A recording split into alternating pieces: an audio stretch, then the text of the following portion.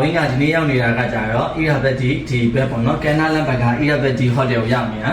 အဲ့တော့ Irabadi Hotel ကိုဒါပထမဆုံးချိန်နဲ့ရောက်တာဆိုတော့ဝင်းကအဝင်းလို့ပဲပထမဆုံးချိန်ရောက်အောင်ရောက်တယ်လို့ခံစားရအောင်ပေါ့နော်သူများတွေကိုဒီကုကြည့်နေတဲ့သူတွေဝင်ဖိတ်ခေါ်သွားပေးမယ်အဲ့တော့ဝင်းနဲ့တူပထမဆုံးဒီ hotel ရောက်တဲ့ feeling လေးကိုတစ်ချက်လောက်လိုက်ခံစားရအောင်အဲ့တော့ဝင်းပထမဆုံးပြချင်တာကတော့ဝင်းအိပ်ရာကိုအရင်ဆုံးပြမယ်အဲ့တော့ဝင်းနဲ့တူအိပ်ရာဘက်ကိုလိုက်ကြည့်ခဲ့မယ် Okay ဒီမှာဝင်းကစားတော့ဒီမှာတွင်ယူထားတာပေါ့နော်ဒီမှာရှင်းအောင်မှာလဲရှင်းရင်မှာလဲဒီလိုထိုင်ပြီးတော့ TV လေးကြည့်ပြီးရှင်းလို့ရတဲ့ဟာလေးလည်းပါတယ်ပြီးပြီဆိုလို့ရှိရင်ဒီဘက်မှာအိပ်ရာကကြတော့လဲလုံးဝ e-set နေတာကွာဒီမှာလုံးဝ e-set နေတာအဲ့တော့အကြိုက်ဆုံးကဘာလဲဆိုလို့ရှိရင်ဝင်းကဒီ TV ရှေ့မှာဒီလိုခုံနှစ်ပုံချပေးတာတော့စိုက်တယ်ဝင်းက TV ကြည့်ရတာအရင်စိုက်တယ်အဲ့ဒါကြောင့်ဝင်းဆက်ပြပြမယ်ပြီးရင်ဒီမှာဘာလေးထည့်ထားလဲဆိုတော့ဝင်းဆက်လိုက်ပြပေးမယ်ဒါလေးကဘာလေးဖြစ်သူဘာပြနေရလဲကျွန်တော်လည်းမသိပါဘူးပြီးတော့သူဖားတဲ့ပြနေတာပါပြီးရင်အဲ့ဖားလေးကိုပြန်သိမ်းပေးမှာပါเนาะဖားတဲ့ပြရတာကြိုက်ပါတယ်ပြီးပြီဆိုရင်ရုပ်ကလေးတစ်ခုထပ်ခံပြရတယ်သူပါရုပ်လည်းမသိပါဘူးပြင်ဒီလိုပဲပက်ပြီးအားချောင်းတာပေါ့နော်ပြင်စပွဲရှိရဲဆိုတာပါသူထည့်ပြောတော့မှာပါအဲစပွဲပေါ်မှာအင်္ဂလိပ်လိုရေးထားတယ်မဖတ်တတ်တဲ့စာတွေကိုသူကောက်ပြတော့မှာပါကဲပြီးသွားရင်ပြည်တွင်းပေါက်နာကိုသူတစ်ချက်လောက်သွားမယ်သွားပြီးတော့အားချောင်းမယ်ဘာမှမဟုတ်ဘူးဒီမှာစပွဲကြီးလည်းရှိတယ်ပြင်အိတ်ခမ်းကြီးလည်းရှိရဲဆိုတာကိုသူအားချောင်းမှာပေါ့နော်အဲ့လိုအားချောင်းတဲ့နေရာမှာပွင့်မှာပြီးရင်ဘာဆက်ပြမှာလဲဆိုရင်သူအချိုင်းနဲ့သက်ဆုံးဖြစ်တဲ့အိမ်နာခန်းယူသူပြဖို့အားခဲနေတာပါအင်တာကိုလည်းမပြခင်ဒီထဲမှာဘာတွေထည့်ပေးထားလဲဆိုတော့နောက်ပြီးတော့ထပ်ပြမယ်နော်ဒီမှာကအထူးခြားဆုံးကကြတော့ရေတန့်ကိုပုံမှန်ဆိုလို့ရှိရင်သူများတွေတချို့ဟိုတယ်မှာဆိုရင်တုံမှုတယ် recycle မှာအပေါ်မှာဂျိုင်းပုံစံမျိုးလေးနဲ့လက်လူတောက်ပြတာအခုကကြတော့အဲ့လိုမဟုတ်ဘူးဘီယာဘူးမှာထည့်ထားတဲ့ပုံစံမျိုးလေးပေါ့နော်ဒီလိုမျိုးထည့်ပေးထားတာလေးများတော့ဒါလေးတွေနည်းလေးချိန်နဲ့ဒါလေးကိုလည်းကြိုက်တယ်ဒီပုံစံလေးကိုကြိုက်တယ်ပြီးပြီဆိုရင်ဒီမှာ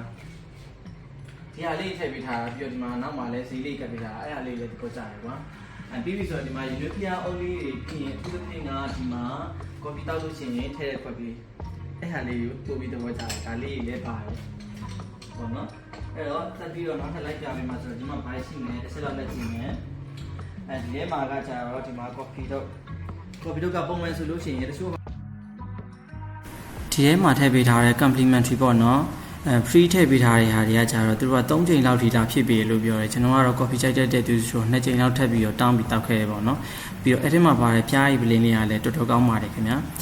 ရောက်တဲ့ဆိုတဲ့ခါကျရင်တော့တစ်ချိန်နဲ့မဟုတ်ပဲနဲ့ကျွန်တော်တို့ဂုံးကျင်တဲ့သူဆိုတော့2ချိန်3ချိန်လောက်တောက်လို့ရတာပေါ့နော်ကျေးဇူးပါဝါပြီးတော့ဒီမှာမီနီဘာမှာဆိုရင်ဘာထည့်ပေးထားလဲကြည့်မယ်ဒီတော့ဒါမှဖတ်တဲ့ဦးချင်နေတာမျိုးဟောရေဘူး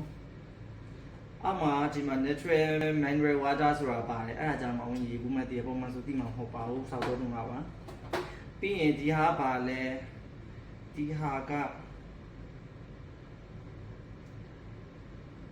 ဒါလည်းဘာမှမသိပါဘူးဒါလည်းရေပဲနဲ့တူပါဒီမှာ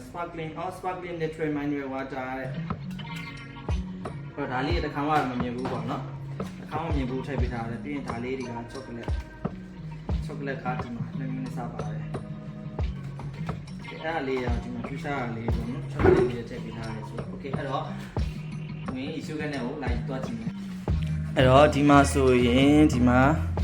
ဒီမှန်ပုံစံမျိုးလေးရဲ့ဒီမှာ LED မီလုံးလေးထည့်ပေးထားတယ်တော်တော်မိုက်တယ်ကွာအဲ့ဒါလေးကိုဝင်ရအကြိုက်တယ်ပြီးဆိုရင်ဒီဘက်မှာဘတ်ဂျက်ပါတယ်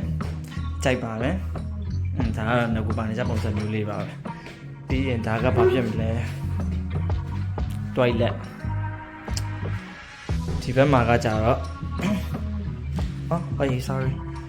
ဒါကတော့ shower room ကနည်းတော့ကျင်းသူခံစားရတယ်ရပြီ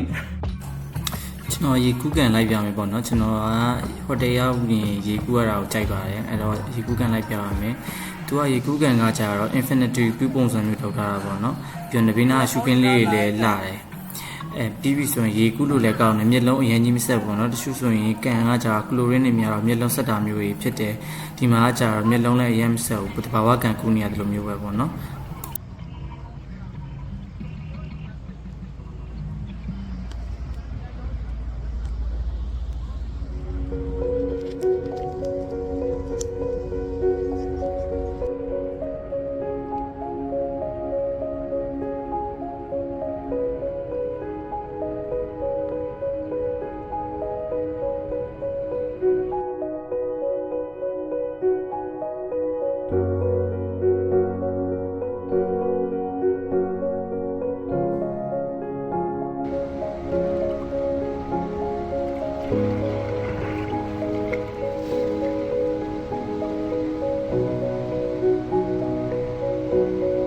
ကန်ကကြတော့အရန်ကြီးမနှက်ဘူးအရန်ကြီးမကျဲဘူးဆိုပေမဲ့ကုလို့ကောင်းတယ်ပေါ့နော်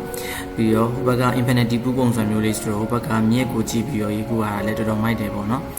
အဲ့တော့ဒီ hotel ကိုရောက်တယ်ဆိုရင်ရေကတော့မဖြစ်မနေကူတင်နေပေါ့နော်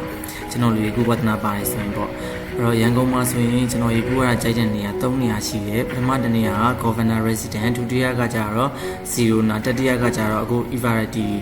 hotel ပေါ့နော်ဒီမှာရေကူရတာတော်တော်ကြိုက်တယ်ခင်ဗျာမျိုးလုံးလည်းအရင်ဆက်ဘူးရေကူလို့လည်းကောင်းတယ်ပေါ့နော်အဲ့ဒါကြောင့်ကျွန်တော်ဒီနေရာလေးကြိုက်ပါတယ်ခင်ဗျာကျေးဇူးပါ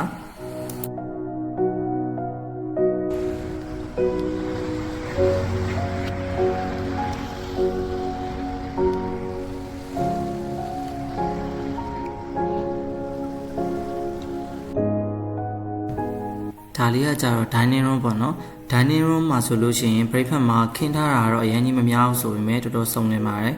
ပြီးပြီဆိုရင်အကြိုက်ဆုံးကတော့အသီးဖြော်ရည်လေးတွေကိုကိုယ်တိုင်ရွေးပြီးတော့သူတို့ဖြော်ခိုင်းလို့ရတယ်ပေါ့နော်အဲ့ဒါလေးကတော့အကြိုက်ဆုံးပါ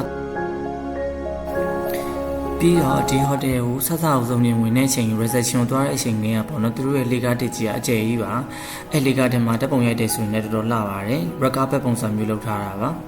အဲ့ဒါကိုလည်းတော်တော်သဘောကျပါတယ်ပေါ့နော်ပြီးရင်ညနေဆိုရင်လည်းဟိုတယ်ဝန်းနားလေးမှာတပုံထွက်ရိုက်လို့ရတယ်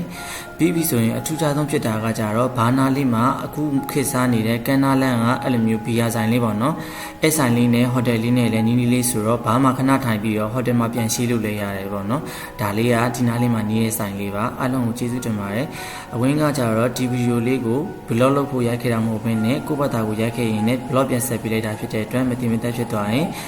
အားနာပါတယ်ပေါ့နော်အဲ့တော့နောက်လာမယ့်ဗီဒီယိုလေးလည်းစောင့်မျှော်ပြီးကြည့်ရှုပေးပါအောင်လို့ကျေးဇူးတင်ပါတယ်ခင်ဗျာ